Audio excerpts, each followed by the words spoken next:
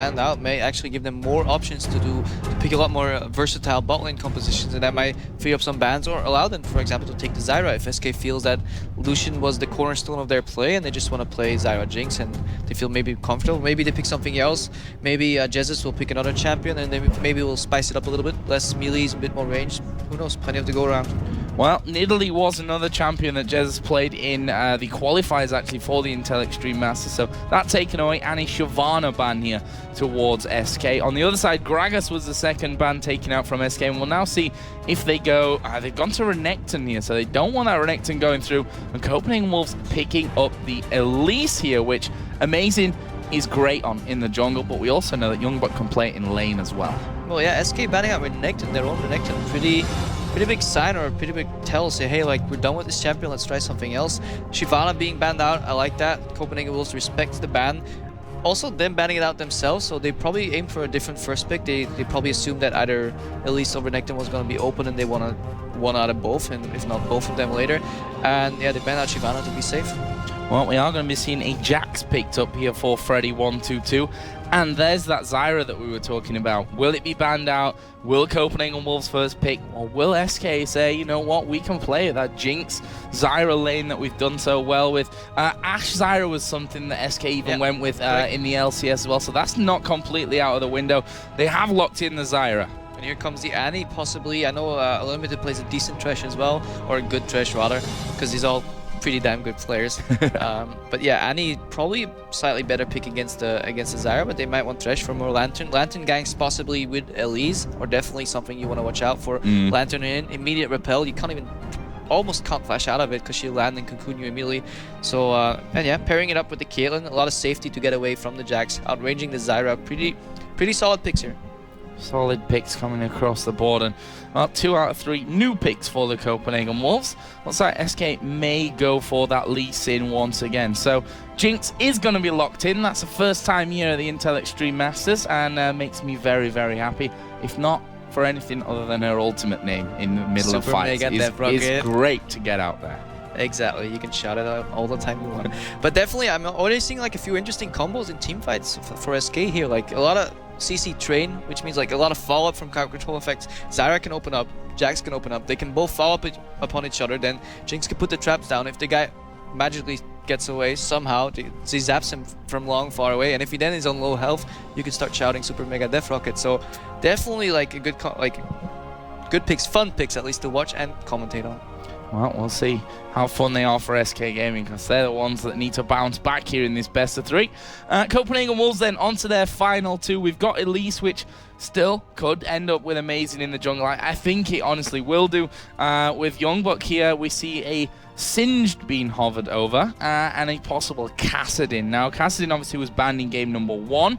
Going to get through this time, and they are going to be picking that one up. It leaves SK the chance to, you know, pick something against that one. The Singe was locked in as well there. I'm not too entirely sure about the Kassadin. I know you're under danger. I think actually SK did a good job, and Copenhagen Wolves helped SK targeting the Countard's champion pool there, because he's playing blind Kassadin and a guy that mains Riven. That's really confident, or on the brink of, like, you might say stupidity, because it's really hard to lane that. Maybe we see some interesting lane swaps coming out. Maybe Copenhagen Wolves have a plan and show me wrong, but blind picking Kassadin into an open mid laner slot is definitely very tricky.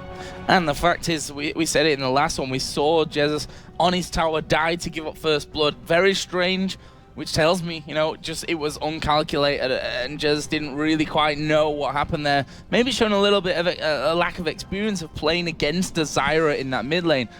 But he'll know how to play against a Kassadin in mid lane, that's for sure. A lot more liberty, and maybe because we can't judge the mid-game Riven that we saw from Jesus that's gonna come out now compared to last game, because it's an entirely different game, and Riven even gave her like a small advantage. She can snowball that super hard. But again, we're seeing somewhat of the same problems in SK's lineup. Both mid and top are melee characters. Okay, they have a gap closer, but they're pretty all in, you know. They have to kill that one guy, blow him up, and switch to the next one. While Copenhagen Wolves is going to be trying to do the same again. Survive, kite back, Caitlyn jumps out, Kassadin jumps out, Sin just flips you away. And it's a very, very versatile composition compared to SK. Still pretty all in. Still pretty all in. We're going to see a teleport run here as well by Coutard on this Cassidin, so look for him making a few plays across the map.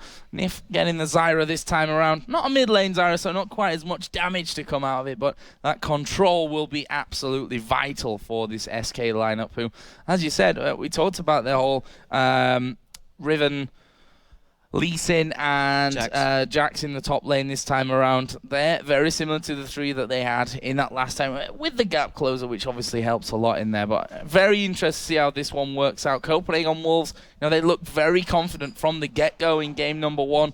We'll see if they can do the same here in game number 2. Let's talk a little bit about level 1, because again we see that Annie in the team, always a deadly champion to have in there at level 1.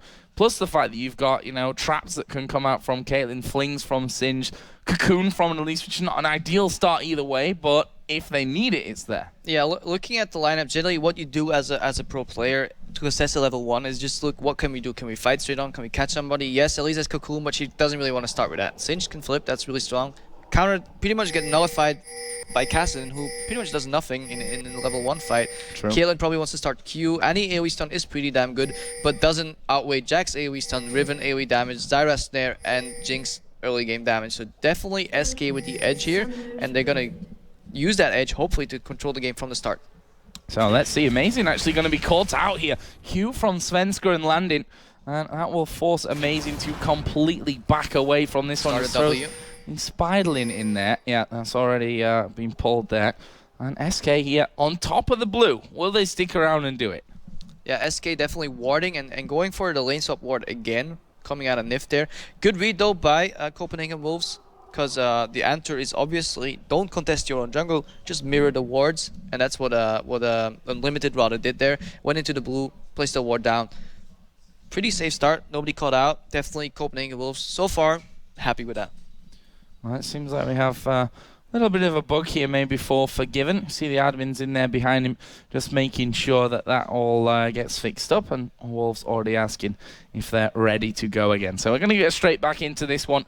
No real messing around at level 1, just to making sure that everyone is, has their PCs working, which is always a good thing to have. SK here, as you said, that lane ward going down so that you can see where those lanes will actually be headed. The funny thing is that Youngbuck's already up in the lane, which means that they're not going to see anything at all. Yeah, good job by him. SK actually doesn't want to start on the buff they warded, obviously. They're probably going to start on their own red, it seems, unless they move over to blue, which is warded. Basically, the junglers are now pretty much picking 2 buffs they want to get. Either they want to get one and contest the other and hopefully find somebody there, or hopefully go for a safe start. It looks like they're heading over to their blue, which they should assume is warded. Maybe they actually find that out right now and switch back to red magically. Let's see what Sven decides to do. Well, currently he's sat on that blue buff with no one really to back up the duo lane. They may run a bit of harass up there, but will they be able to stop that from happening? They're going to see that Freddy is coming down into this bottom lane. So funnily enough, after putting that lane ward down to see where the 2v1's in, they've been spotted themselves coming from this. And this is really dangerous. They're a little late. I don't like the... Yeah, exactly. They've come too late for the smite. They might get Svenska here, though. Oh, gone very, very low. The ignite ticking, but not going to be enough damage to kill him off. But Freddy is taking a lot of damage himself, and they forced 2 men right back. Svenska can't start his blue buff now. And this looks like a really good play by Copenhagen Wolves, but I can't feel that they did it a little too late. Imagine they did that 3 seconds earlier. Blue buff would be up. They would be forced out. They could possibly even finish the blue buff themselves. Maybe even waste Svenska's smite. Although right now they forced him out of lane, but Svenska is still jungling. There's no counter pressure immediately from Elise.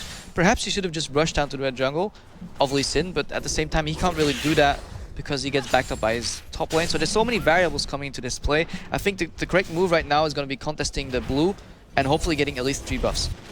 And I was totally weird about that. I didn't think he got the blue and was forced away, but he obviously did. No, he did. Take that one down. He smited it because they were a little late. They came in at 158 roughly. You want to be there at 154. Right as they hit the buff, they notice, oh damn, there's 2 people jumping on us, and that's really hard to deal with. And we see that Copenhagen Wolves already doing a lot of damage to this tower here from Freddy, who they know had that counter-strike right from the start. He can't really get in there and can't really do much about that pressure that he's taking. Youngbuck, on the other hand, he's going to sit underneath this turret, always at danger of the fling if you put damage onto him underneath the tower. Exactly, and normally you can dive a Singe pretty early. It's really dangerous, but you can because he's relatively squishy early. But because of that play, they shut down Lee Sin jungle. There's no dive coming out. Singe knows that he's going to scale a lot better.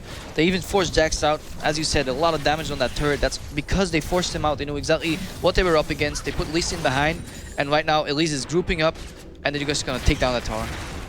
Oh, good start here for the Copenhagen Wolves. Top side of things, Candy Panda and Nif trying to put as much damage as they possibly can onto the top turret themselves, but that not working out so well, obviously. The fact is that Singe is going to be that threat there for them, clearing out those waves nicely, and the first turret of the game is going to be going over to the Copenhagen Wolves, and look at this. SK sending up the third man, Svenskeren, in the tri-bush. We'll see what he can do. Kautard, let's not forget, has a teleport. Well, that could be interrupted by Riven if he's not in the right position. Here they go. They're going to dive on towards Youngbuck. Knight goes down. It's Nif that's actually tanking up the turret. He has to flash away. And there is a zap coming through. That's not going to be enough damage to finish off instantly. Nif still doing damage, but he's actually tanking the creeps. Svenskeren will get the kill. Nif survives. Nicely executed by SK. I feel Youngbuck almost played it as well as he could. He's buying as much time as he can because his team is already on the second turret. Jax is level 3, doesn't have any power to stop that push. Youngbuck knew it was coming. He just stood at his tower. He defended as long as he can because he wants to buy time because this turret is getting chipped away at. Freddy, throws the counter strike on me. He's like, can't really do a lot of. I can't do anything about that one either way. Candy Panda is going to be taking off this turret though. We'll just finish that one off with a couple of creeps to spare and fly away. And it was always good news for him. He gets away, but that inner turret is going to go down. Freddy cannot do diddly squat about that one. We did see Svenskeren start to come down, but all just a little bit too late. So yeah, normally you'd argue, hey Youngbuck, why did you get caught there? You should know that they're coming to dive you. Oh, they're going to listen. Oh, onto Svenskeren, and they've done a lot of damage there, but couldn't quite follow on the ward from Svenskeren and really saving his bacon from that one. Kautard, meanwhile, being hammered away at here by Jesus, and he's actually, Kautard, 35 to 33 CS there, doing a great job in terms of staying alive in that lane whilst managing to CS the entire time as well. Yeah, very impressive play by Kautard these both games. He definitely has Jesus' number in both these engages because he shouldn't really win against Riven, definitely not early.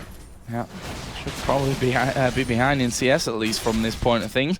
As SK try and cover over onto this mid lane. Copenhagen Wolves rotating around nicely. And as we see these 1v1 Jax versus Singe in the top lane come back, Youngbuck is a country mile ahead. 24 to 8 CS. He's going to get a full wave here as well from the farming between the turrets as he is in danger now though. Puts his slow down, but he gets stunned up. Because they needed this. A lot. I think disrespect from Youngbuck. I mean, proxy firing with Singe is right, but at this timing, this early, no. If they have enough base damage to take you down, why don't you wait for your summers to come back up, and then you can draw all the aggro you want and flash out and let your team react. Right now, he started proxy farming way too early. He should have just exploited that CS advantage. And just, yeah, he got caught. Yeah, and especially when they know that his flash is down and Lee Sin and Jax between them can control him all day long. So, exactly. Yeah, we'll see how Youngbuck adjusts that, because definitely not the ideal play coming out from him there. He is still ahead in the CS though, but that could catch up to him very, very quickly with his Jax now getting extra power in the early stages. Meanwhile, mid lane, Kautard having a very nice time of things. Probably didn't expect that he was going to have this nice of a time of it. Currently a 6 CS lead that he has, and he's forcing a chunk of minions to be lost there for Jesus. Yeah, Cassidy controlling the laning pace against the Riven solo is... it's pretty much unheard of as far as I know. I don't think that's the way the lane is supposed to go. Happens in my games, but that's also not much of an indication as to how it should probably go in the end of things. Top lane, Youngbuck now back into his lane, picking himself up that Ruby Crystal with a Doran's Ring and Doran's Shield from earlier. Freddy, Crystalline Flash, Doran's Blade as well. That poison, not going to be too worrying for him here at this stage, I think. Now, 1v1, not much is happening. Youngbuck will get chipped down, but he can always disengage with his fling.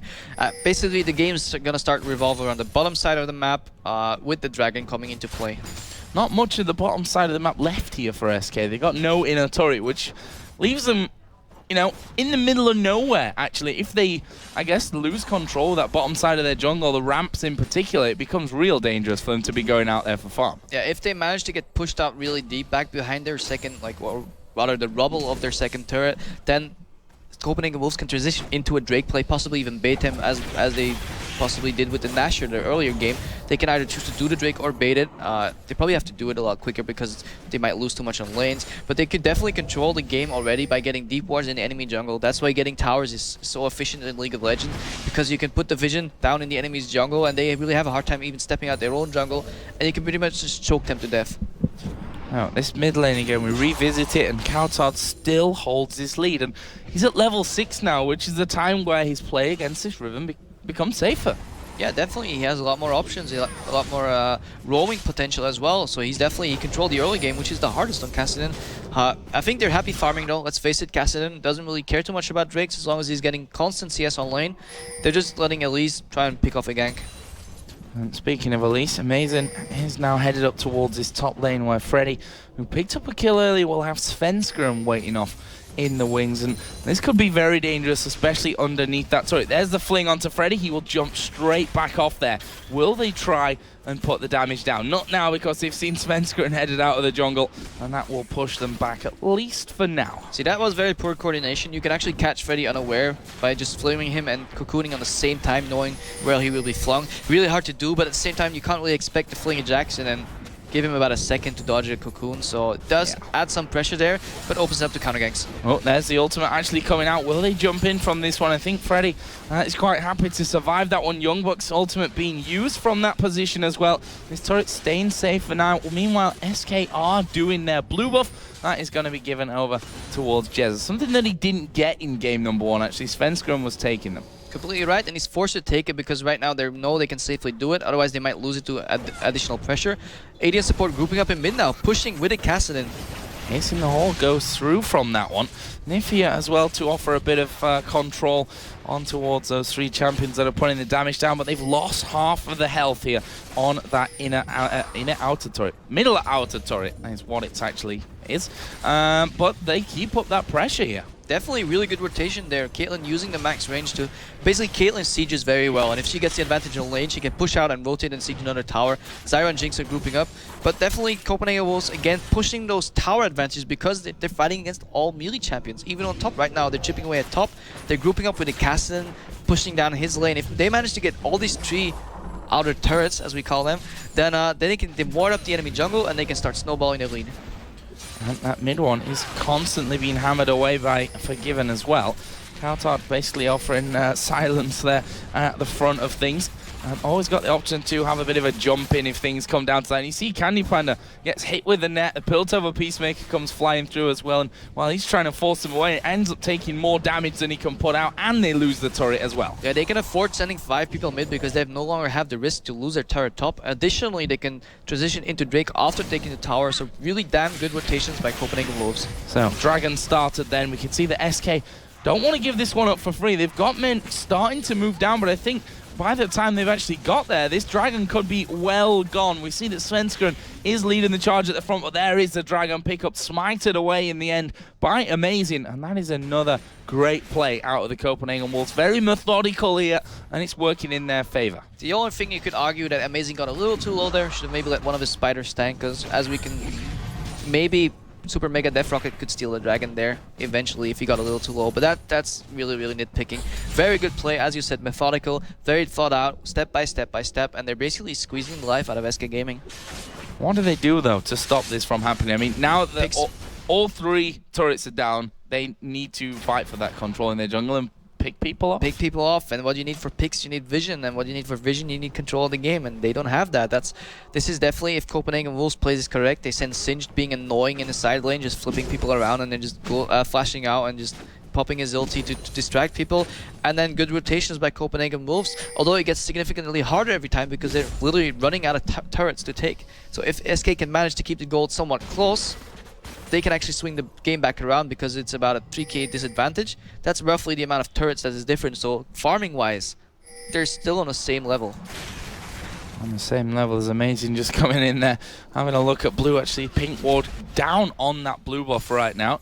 And Nif has a pink of his own, but didn't see that pink go down, so won't know that that's actually there for the taking, but Copenhagen Wolves starting to get that vision in. They've got it on the top side as well, as Niffy are going to get caught out. The rappel comes down. He's going to use the Strangled Thorns, which will knock them up, but not save his life. And now Candy Panda caught out of position. Svenska are going to come in there, as we did see the Cocoon miss. They go on towards Candy Panda. A lot of damage coming out of Kautard. He will flash away from that one as well. Svenska actually sticking around from this, but he's going to have to back away. Jesus comes in, but a little bit too late. 2 nice kills there picked up by the Wolves. And this is the second time in 2 games Zyra plans ends up being the demise of the caster that throw them out, because at least repelled onto a plant, transitioned that into a really Cocoon and CC chain on Zyra, and Nif dropped, and that allowed the transition into Candy Panda quick enough. So definitely that repel was really well played by Amazing. You know, no champion in range, I'll just repel on top of the plant and just move on.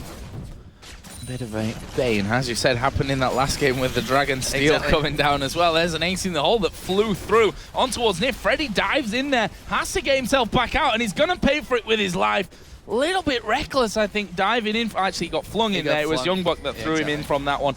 Still, I think probably should have been out of range from that one. It's kind of obvious when a Singe running towards you exactly what's going to happen for it. But now they push even through even further onto that inhibitor turret as well.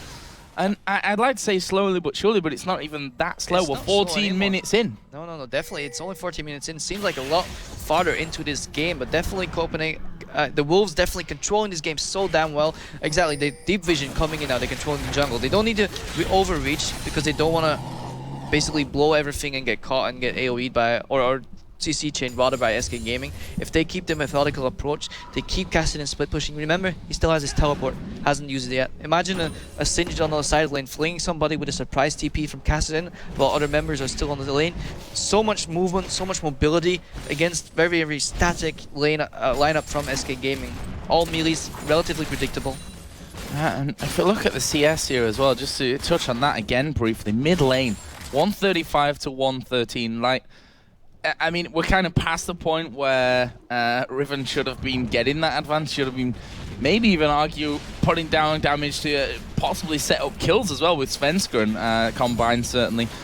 That lane just did not go how it should have gone overall, and they're paying the price for that a little. Well, we never know what actually caused it. Maybe he had too little vision, maybe he played too safe, respected the enemy jungler too much, expected him to get ganked because that might be, he may be afraid to be getting shut down, but in doing so, he lost so much CS, so much pressure on the lane that he just gave Kassadin a free game, and if you give Kassadin a free game, we all know what can happen. Oh, and look at this. Freddy caught completely out, gets flung back from it. He's going to drop the counter-strike. Kautar actually rift walks away from that one. Freddy now going to try and walk himself off, but I'm not sure that's really going to survive. Going to help him survive. He just going to dive over. There's a fling back. There's the silence coming in, and he's going to tick away. The poison eventually finishing him off. There's another kill coming down for the Copenhagen Wolves. And that opens up this top lane even further, as we can see the Wolves all rotating towards that top side of the map. Yeah, that's exactly what they need to be doing. Get deep vision. Don't fight too much. Don't tunnel vision on those turrets.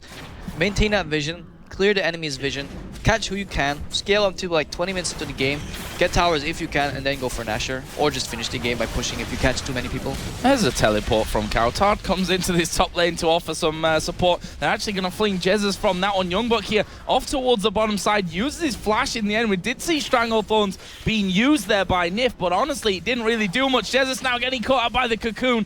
Nice traps put down there by Jinx to stop them really following on from that one. But in the meantime, this mid lane being pushed up as well. Pressure is on right now. So Copenhagen Wolves at 17 minutes into the game just finished down their last outer turret, or inner turret rather. And how did they do that? Without Caitlyn. They're not even using their prime siege captain, so to say, to even take down the turret. So that just indicates how far ahead they are and how comfortable they're playing this game.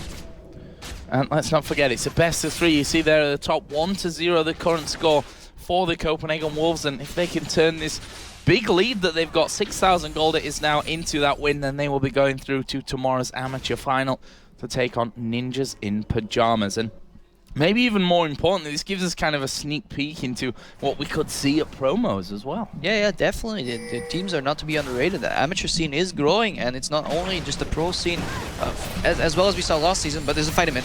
Youngbuck, well, we say fight. It's more of Youngbuck being caught a little bit out there. He is going to fall to this one. Took him a hell of a lot to finish him off. Just a testament to how strong he is right now. I mean, Well, he's got Rod of Ages, which is not massively strong, but there's not a lot of power on the other side coming in. Coulthard actually going very, very aggressive. There comes Tibbers down onto Candy Panda and Nif. They managed to lock up Freddy. He'll be finished off by Forgiven's ace in the hole, and that is a 2-for-1 here. And with Jax down, with Lee Sin, they lose pretty much everything in terms of starting a fight. Exactly. Great counter-initiate Tibbers to zone people off the cast, and Coulthard almost got caught there taking down Svensson, but that's the power of their composition.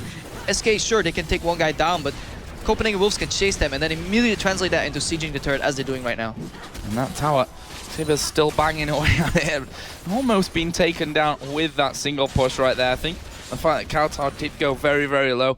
Pretty lucky to actually get out there, hit the Rift Walk at exactly the right time, as he did get rooted up. But it's going to turn into another Dragon here for the Copenhagen Wolves, an easy one that they'll take here with Youngbuck Unlimited and Amazing, and stretch this gold lead even further. Not too far away from hitting a 10,000 gold lead. And if we look down the scoreboard, 2 kills for Caitlyn and no deaths, 2 for Kassadin with 3 assists, no death, 1 for Elise, 1 for Singed. And yeah, Youngbuck's died 3 times in this one, but honestly, it's not made that much of a difference. It's 1 kill for Jax, 2 in there for Lee Sin.